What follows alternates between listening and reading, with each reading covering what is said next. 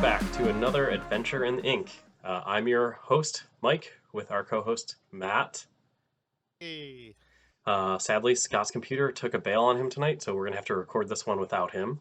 But Scott, we miss you, and we'll add his comments about these cards in the notes. Also, feel free to donate to the fund to get Yeah. a new computer.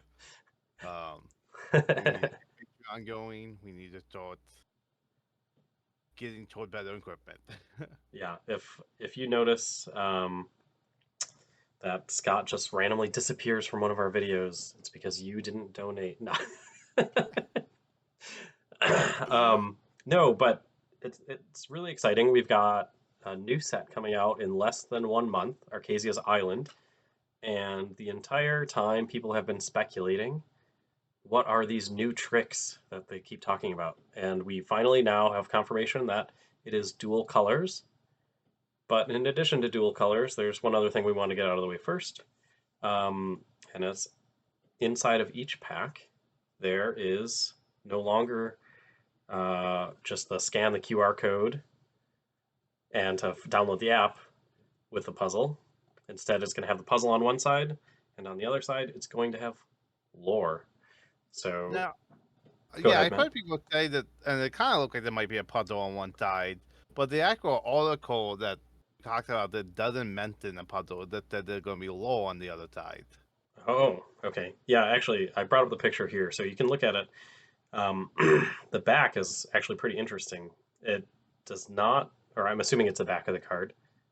It's like a green swirl with the Arcasia's owl kind of image on it, and a hexagon in the middle with two lines coming off of it.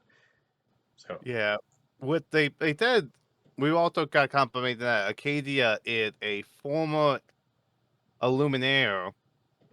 not Um, so former, but not current. I'm sorry, more experienced Illuminaire, an Okay. older Illuminaire. And that's why we're getting the dual color. It's because he is teaching the current Illuminaires how to create grimmets of dual colors. Yeah. That's it's really cool. I'm excited to hear about more in universe characters and the kind of the lore behind this because all we know so far is that these three Illumineers have been kind of teleported into this area with all of these glimmers. If only we had like a TV. Gotta milk it for all it's worth, Matt. Yep, But the running joke was like the 5 regulars. yeah. Hey, that's 2 minutes and 40 seconds, 45 seconds that it took I for mean, us to mention the TV show. I'm pretty sure I didn't mention it the last 2 episodes, so it's Oh fine. yeah. So, um, so this is actually really exciting. I think it's the first time that we've had outside of the you have to go on the web page to read the stories to find out the lore. This is the first time that it's kind of being just put directly in front of the players without having to scour the cards or try to read between the lines. Yeah, So and these are all fun little like people are gonna open the pack, they're gonna kind of look at it, and those are hopefully that triggered people to be like, hey, what's this? Like peak interest, and we can figure out and get more people into the lore. Um, yeah, I think this bodes very well for the longevity of the game. I mm, think while having all of the Disney IP in one place is great and definitely has done a lot to boost the game's sales, having its own in-universe lore will help it to last. it helped make it stand out from the other properties, a lot of people constantly compare it to Kingdom Hearts, and so like having its own unique lore is gonna help differentiate that. Yeah. So I'm excited. I wonder if they're still going to just do the 3x3. So 9 cards total, maybe with 9 lore cards. We'll see. But hopefully, with these cards and maybe an additional short story, we'll come out with another lore episode. Well, I'm also surprised we're not getting a rule into for dual colors because they locations they did that. Um, Oh, yeah. but the dual color though I feel like is less complicated than um locations. Yeah, I can see that. So moving on to the dual colors. cards typically have only been one of the six colors that we've known. So amber, amethyst, emerald, sapphire, ruby, and steel. But now the cards are going to have two different colors on that middle bar area. So here's a card, for example, but this bar is going to be two different colors. And I'll bring up an example card right now. That's going to bring up Bolt, but the rules around these have been a little bit unknown until recently. People were speculating after seeing this Bolt card that we were going to have dual colors. But there were Yeah. two ways that it could be, right? Matt, do you want to describe the kind of two ways that people thought it might be? So like we known for about 2 weeks now that dual codes were coming, but it wasn't until yesterday we were recording it on the 11th. So on the 10th they released the rules for dual codes. Um, so there are two trains of thought. Some people thought it were going to be um have to be in the same deck, which is what I thought it was going to be, and then other people were thinking that it could be either or. And I had a lot of discussions with people why I think either or would have been the wrong choice. Yeah, I heard um, an interesting perspective, and I think this is probably, I don't remember if this was from Ryan Miller or one of the other game designers, but the idea was if it was either or, right, this card becomes more flexible. So you have to take away from the card's stats if you want it to be balanced. And so it makes the reveal season seem very, I mean, one, it makes the reveal season seem boring if you see a card that looks underpowered and say, well, okay, it can play in multiple decks, so it's underpowered. But then when you're actually playing the game, why would you include it in your deck if Yeah. it was underpowered? So they went the opposite way where it's more restrictive and you have to be playing both of the inks. Which is good because it makes it a lot easier on a game designer to balance it. Because you have a much smaller card pool, which allowed them to potentially make the card better because it's more restrictive.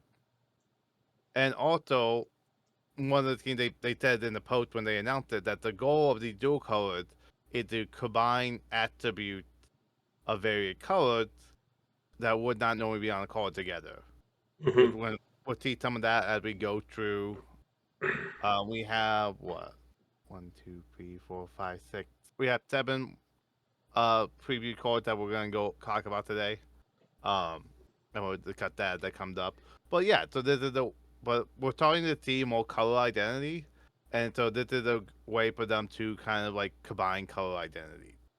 Yeah, yeah, without losing the individual color's identity itself. So yeah, I think it's really cool. Um, we'll see how all like if any of these cards become staples or if it's just uh, you know, yeah, if they're One of just the like so fun for a theme deck, but not necessarily meta cards. I think at least 2 of the cards on here I think are going to well, one of the cards we'll talk about today, I think is going to end up being a staple. I Hmm. think we're probably going to see people play it a bunch. Yeah, and the other thing that these dual inks can do is the designers can kind of say, hey, here's this ink combination that's generally not as strong, so we can kind of make this color combination card stronger than it typically would be, or than the other color combinations to kind of nudge people slightly in that direction to say, hey, why don't you try building an emerald sapphire deck or an amber Well, sapphire or something like that? and they also know like what color they need to work on too, because they're like, hey, this rat challenge event, no one in the top 64 played the color combination. We need to start working on improving the color combination to get people playing the color combination. Yeah. So, yeah, it'll be a lot of fun. I'm personally excited for the boosting of the abnormal color combinations. But why don't we get into it and talk about our first card? And so the first card we have up is Bolt. Um, so Bolt is a 5 cost inkable amber steel card, 3 strength and 5 willpower, and he has shift 3, quest for 2 lore, and his ability says whenever you ready this character, gain 1 lore for each undamaged character you have in play, and you can exert, and so another ability called Bolt Stare Exert, and banish chosen illusion character. So illusion is another new character or like card type, not card, I guess character type, character archetype, whatever they're called, Yeah. like prince or hero or whatever. So, uh, Matt, what are your initial thoughts about this card? I think there's definitely a build around. I definitely think we're gonna see people building around it. I think there's gonna be a huge helpful aggro. Um, like I think the bandit or losing character, people have been kind of interested in about that and how that gonna be. Um, Hmm. which we haven't talked about that keyword on the show yet. Um, which we probably should have talked about this episode, but we'll save it for the next one. But I kept thinking there's going to be a very strong call for aggro, especially because it's a tip 3, Hmm. and the color tend to do very well in aggro. Um, so like Giga Hole, I think that they're going to drop right in there. Oh yeah, the amber steel. So for those of you not familiar, the Diggy Diggy Hole, Yeah. popularized by is it Brennan DeCandio maybe? Sorry if I got the name wrong or if it was someone else, but I think that was who it was. That deck is just a very low to the ground. Uses dwarven mines to kind of like extra removal slash get you over the finish line. So very fast aggro amber steel deck. Um, so this card, I think, just the fact that it has the ability to gain extra lore is great. Um, and it does have some anti synergy though, right? Because it's undamaged character, so your Mister Smeeze, it's But not gonna so synergize as well with. there's a lot of healing in Amber, and Yeah. Teal have a lot of we did. Okay. Um, Yeah. so there is a lot of ways when you build around to keep your characters from not being hurt in those two colors. Okay. Um, the thing I find most interesting about this card, honestly, is just the last ability, that Bolt Stare, where it exerts to banish an illusion character. So I know you said we'll talk about another episode, but I'll just briefly cover it here. So far, from what we know, illusion characters all have the negative keyword ability Vanish, and that Vanish says if this character is targeted by an action, banish this character. So the fact that this specific card specifically targets those kinds of illusion characters makes me think that the developers think that illusions are something that you have to be aware of or that are particularly strong to introduce a card like this. So, any more comments or things you have to say about this card, I Matt? I think people are mostly going to be using it for the marker power, and I think that what you should be building around. And then the roots in the that they were Yeah, cool when it popped up in a situation, but a very situational. But yeah, I think a tip 3 for 2 lore with this ability.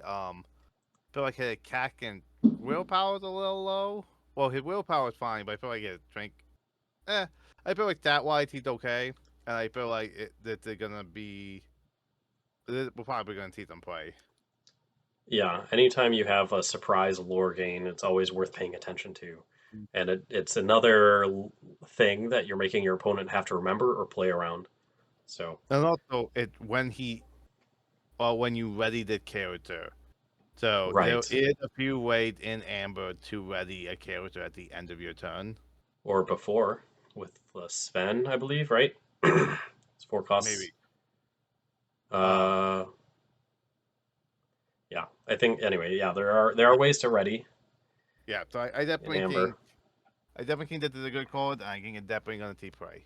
All right, so let's move on. The next one is the heaviest hitting card that we've seen. This Taka uh, Elemental Tear. It is a Amethyst Ruby, 10 cost inkable, 12 strength, 12 willpower, shift 7, quest for 3. And it has an ability. called Ancient Rage. During your turn, whenever an opposing character is exerted, banish them. Yeah, I think this is gonna be a fun card. I don't know how often we're gonna see this card.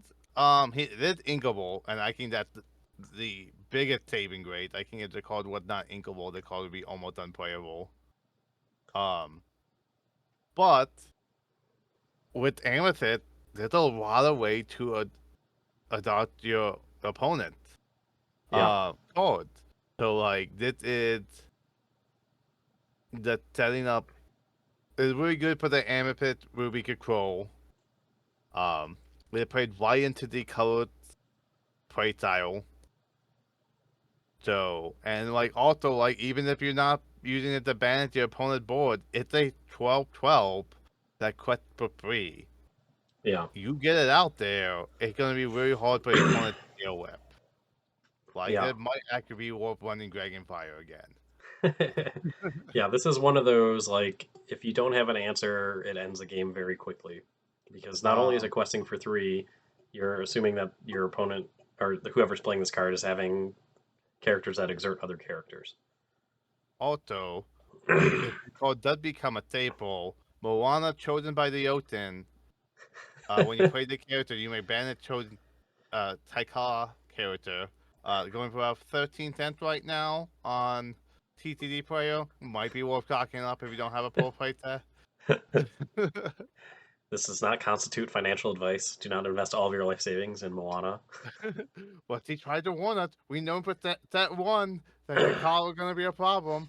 Yep. Uh, with what the king was the bolt we just talked about. I'm like, okay, the illusions aren't gonna be a problem. Just that maybe down the line they tend to give us answers Hmm. early. Like we have like a dragon removal that, Right, yeah.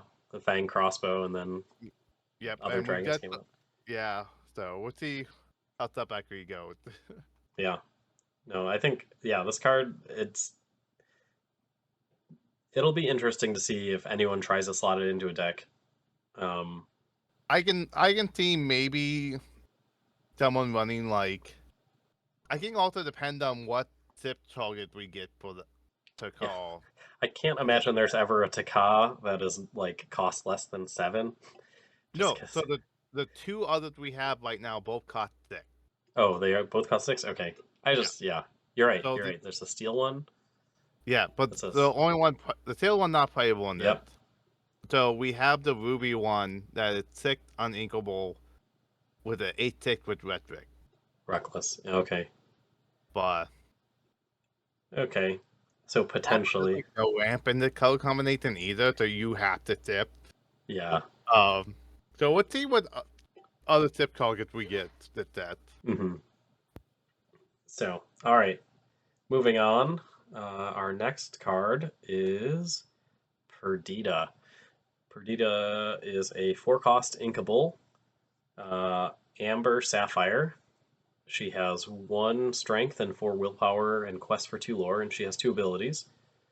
The first ability is Who's Next. Whenever this character quests, you may, no, just straight up. You pay 2 ink less for the next puppy character you play this turn. And the second ability is Don't Be Afraid. Your puppy characters gain ward. So the biggest thing, my biggest takeaway about this card is they are locking down Dalmatian puppies in Amber Sapphire, which I feel like is an interesting choice and not cooking that most players have been really attempting to do puppies with right now. With it, it's always interesting to see what like when we get these um, where they start to introduce a tribal king, Hmm. and then like a couple steps later, they just um introduce a second color for that tribal and kind of like catching people off guard because they did that with brooms. Because a lot of people didn't see broom being amethyst teal, Right. locking that down. So it's interesting to see the color combinations that the developers want the tribal deck to be. Yeah. I I'm part of me is not surprised necessarily that they put it in Sapphire, only because I feel like a puppy deck could go off the wall if it had too much draw power. And Sapphire, right now, the way that it has draw power, you have to dilute your deck with items, um, And then, and hire them, and then the puppy flavor kind of like it loses it loses yeah. that theme. But like though, but Amber though, we got Pongo, we got the other Perdita to get them back from the graveyard. Yep. So it's a Puppy mill lot. deck.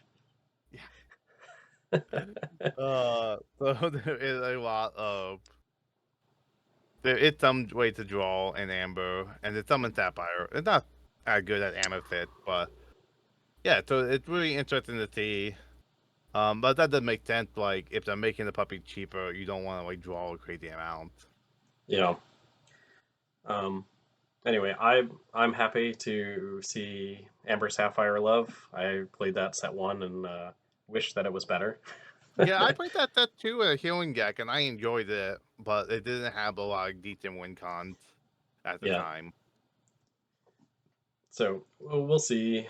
I don't know if you're going to get more than one quest off with this. So it's like there probably has to be some better puppy synergy, Mm, or Maybe we'll yeah. get a Sapphire Pongo with bodyguard or cooking. Ooh, yeah. Or we get a Pongo with bodyguard. Hmm.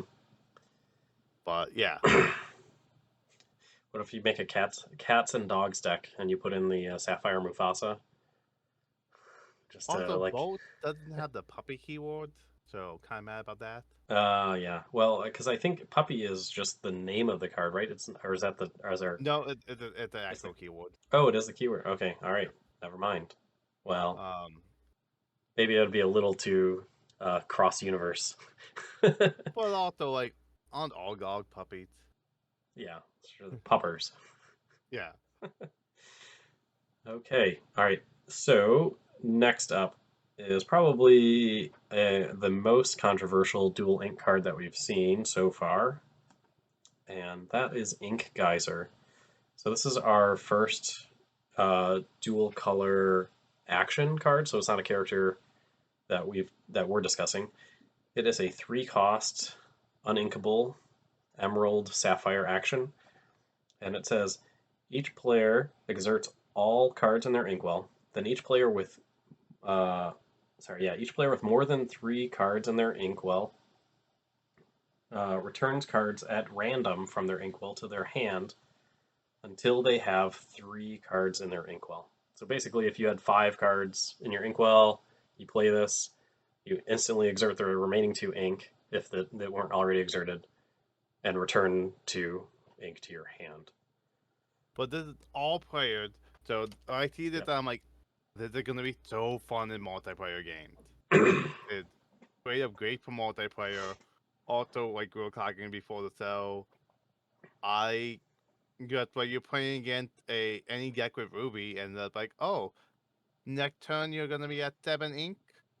Well, let that throw you down a little bit. Yeah. I Play this on turn 6 against any deck with Ruby that doesn't get the ramp going. yeah, I think Or this. if you or if your opponent does get a bunch of ramp going, you can like, hey, what's the throw it down a bit? Like if it's a situation where like, okay, I'm on turn 3 and I have a couple characters out, but you didn't play any character, you just did ramp, and you're at like Mhm. 5 or 6 ink. I'm just going to like, yeah, what's the throw you down a little bit. Yeah, yeah, I think this card it has the potential to counter certain playstyles very hard, like Mm. the kind of hyper ramp. Uh, it will be interesting to see if Ruby Sapphire makes a shift into more consistent, like repeatable ramp. So going back into like Fishbone Quills or uh, even Hearted Tafiti or something. I don't know. So, but something other than just Tipo and the Sail to Azurite Sea, which has been all the rage for the ramp, because really they only want to ramp 2 or 3 times and then they're far enough ahead and they start playing down their power cards. Yeah. But those are one-time use things. So this could potentially work against that. And like you said, if you know your opponent's going to try to play Be Prepared or you get a wide board early, this is just such a great finisher. Like if you have board control, this is you kind of guarantee your win. Yeah, I see that as becoming out of all the cards we're taking today, these are the one I expect they're gonna be the most competitive, and we're gonna see the most probably see the most play. Yeah, it's it is in an ink combination that typically hasn't seen much competitive play yet. Yeah, but the what some of the other previews like the deck cards we're about to show, and that set and this set this combination get a lot of love. Hmm. And getting back to what I said before, well, they're trying to see like, oh hey, people on. So we're at this point now where these sets are they are being developed after the game was launched, and they Hmm. can start seeing more player feedback. So they could probably see early on, like, hey, the color combination wasn't being used that much. Let's focus on the color. Yeah, so it is going to be interesting to see how much this can impact the game, just because it feels like Emerald Sapphire is fighting an uphill battle compared to the other color combinations. Mm. But like you said, yeah, um, this is something that the developers probably knew that this color combination typically hasn't been strong. So it'll be. I'm really excited for it. I think it will totally. It can be a color combination defining card. Mm-hmm. So I could see you playing a lot of like, ward slash low to the ground high lore characters. And if they don't have anything out or they're waiting for a 4 or 5 drop, and you're able to get this out, like you're gonna get so far ahead. So anyway, so speaking of our next card that you hinted to, next one is Baymax, giant robot. It is another Emerald Sapphire. This time it is a character. It is 6 cost, uninkable.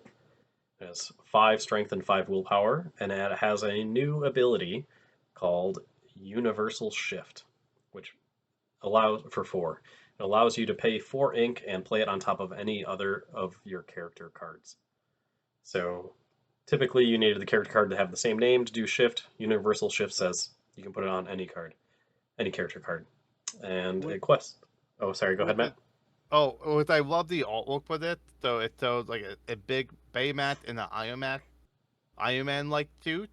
But you Yeah. can see that in front of Baymax in the suit, there's a pilot seat, and the pilot seat is empty. So it does.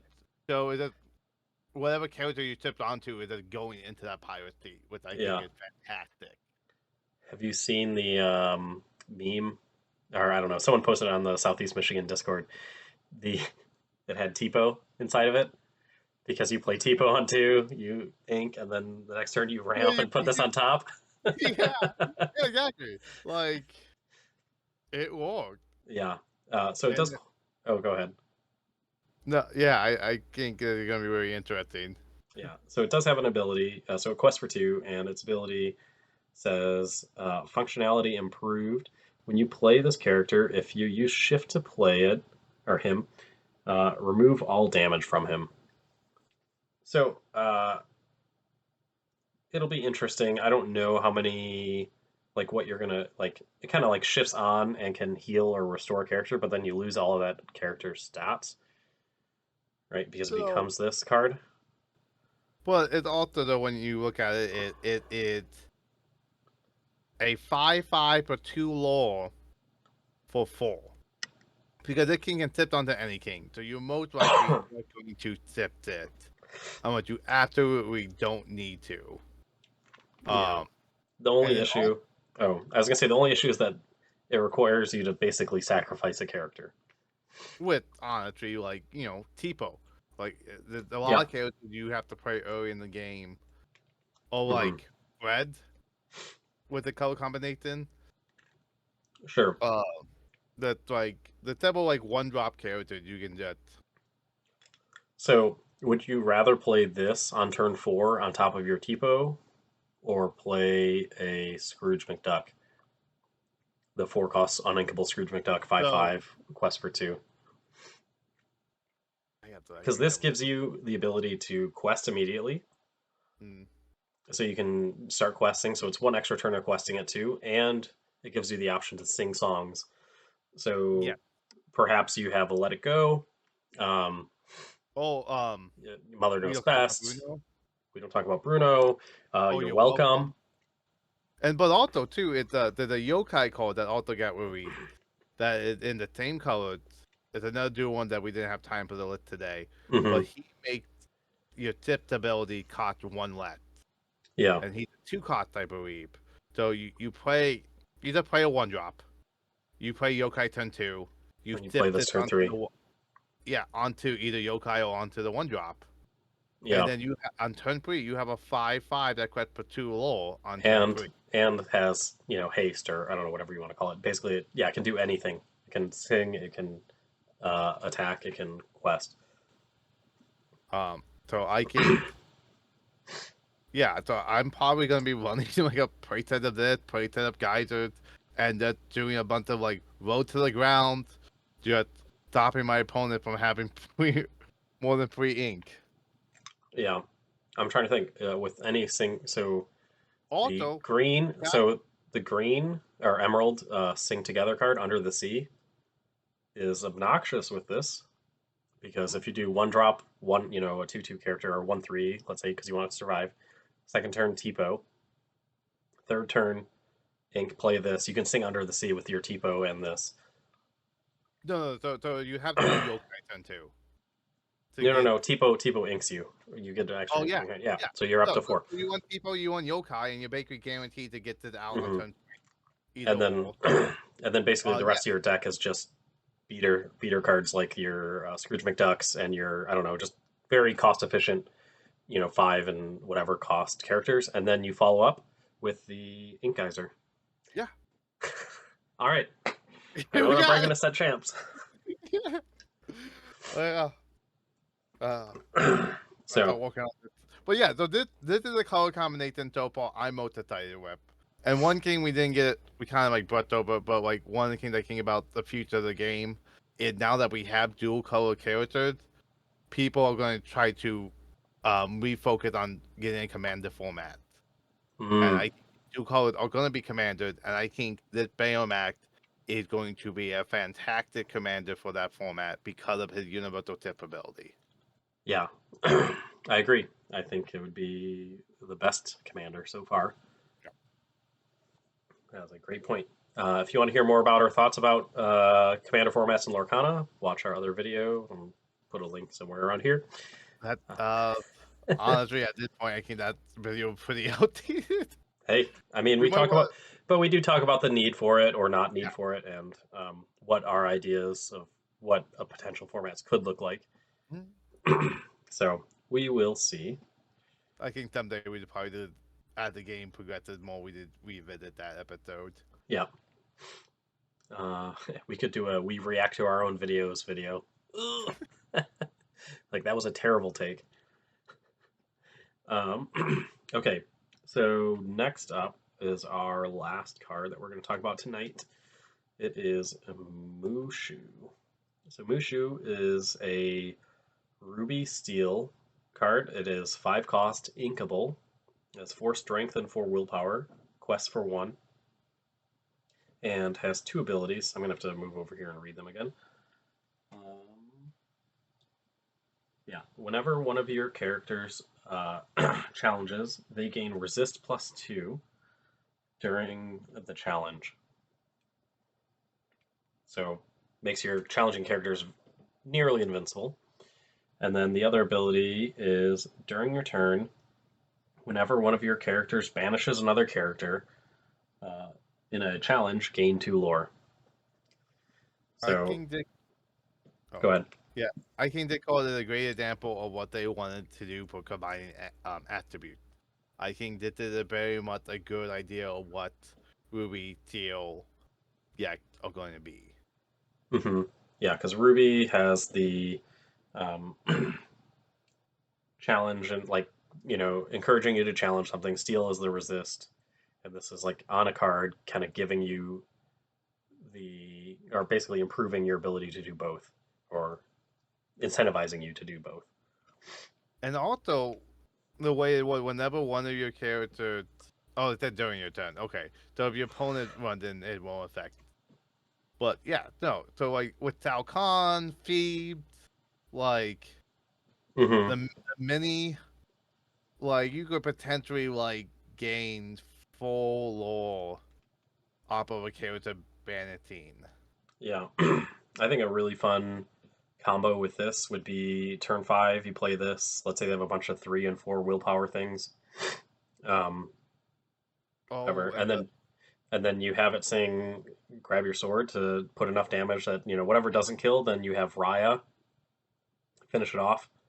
Because Raya is I believe it's a 3 cost, 2/3. the damage character doesn't hurt. No, not that one. It's the one Oh, every time it challenges, you can ready after if it banishes a character or something. oh, and that's a good one. Also, the call that banished, or that turned back up after he banished someone. Hmm. Yeah, He also be really good with it because if we did two, gonna keep him alive. yeah. Yeah, I And think that.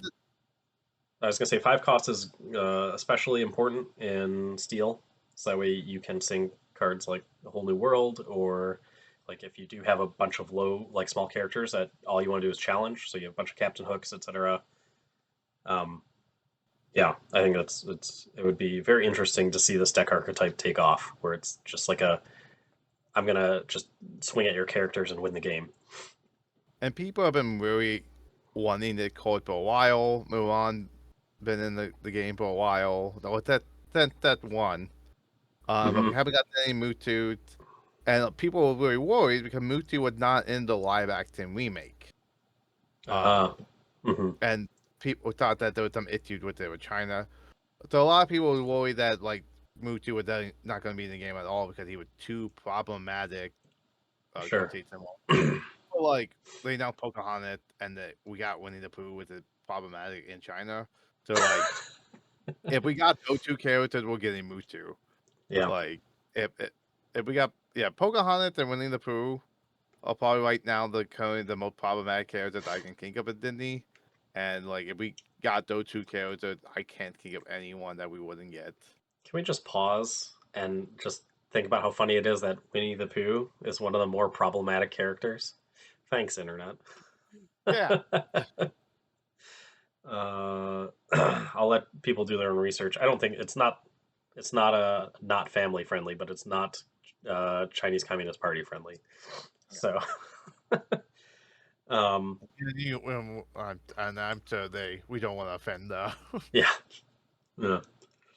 So yeah, overall, so we kind of talked about 6 different cards, and I think on their page, there. I mean, every day. By the time this video comes out, I'm sure there will be 30 new cards in I feel addition like to the ones that yeah, are already out on February 11th.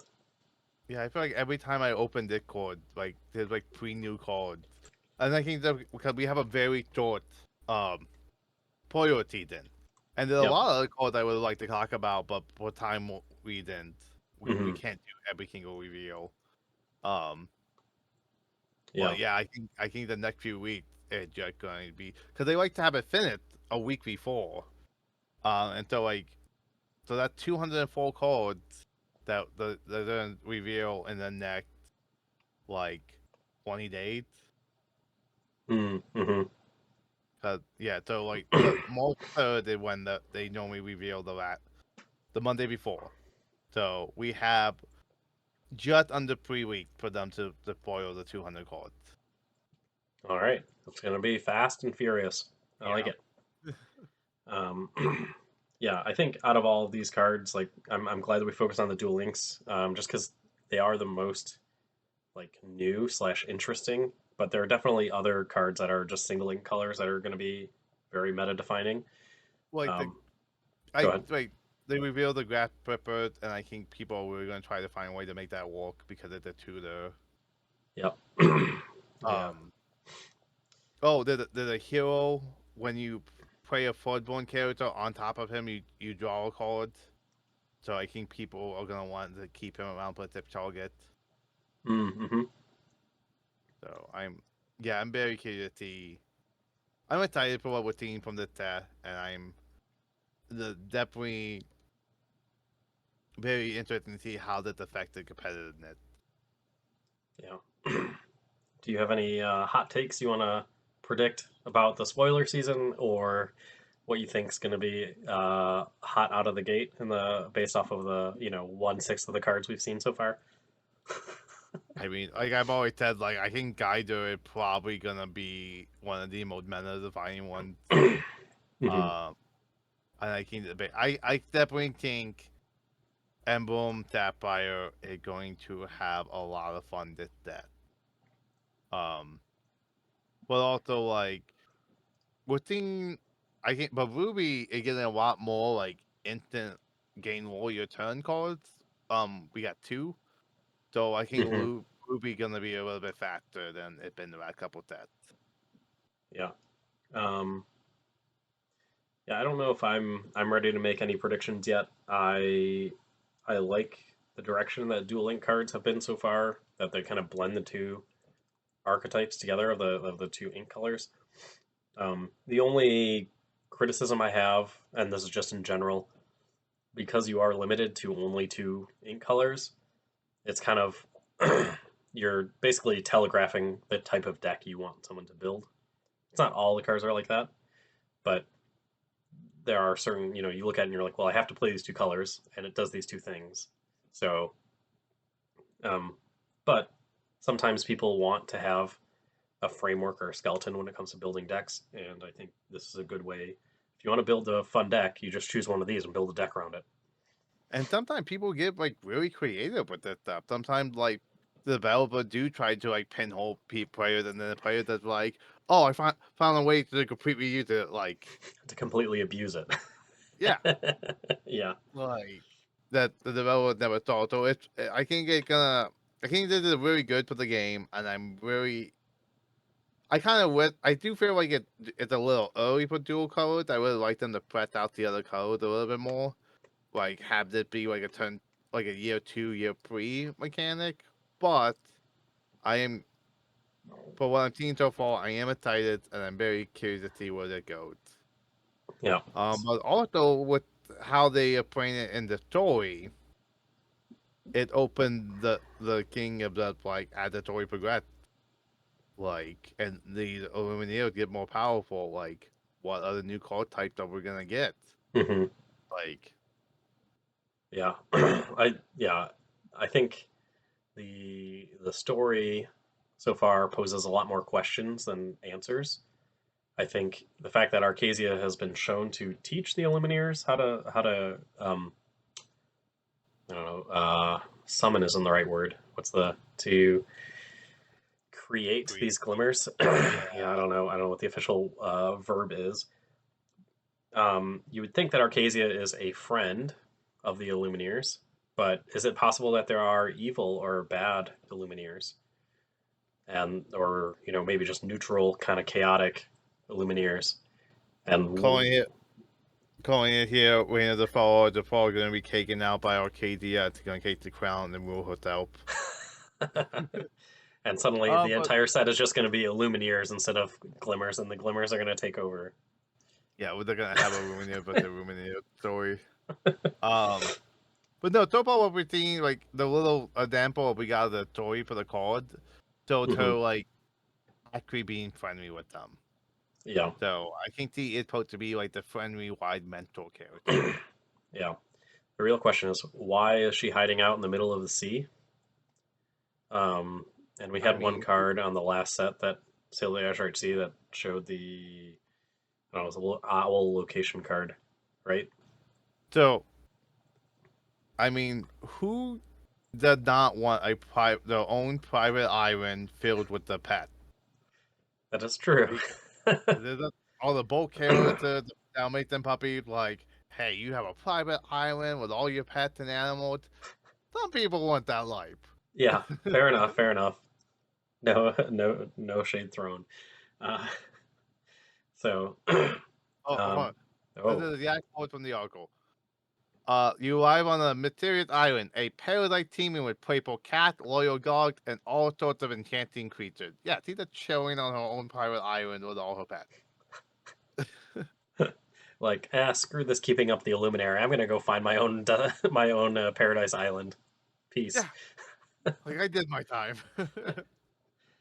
All right. Well, we look forward to finding out what the lore brings and the other cards upcoming this set. Let us know in the comments if you have any things you're looking forward to, if you like or dislike the dual ink colors, and what you're looking forward to most coming up with a new set. Um, as for us, we've been adventure. Or this has been another adventure in the ink, and as always, adventure awaits.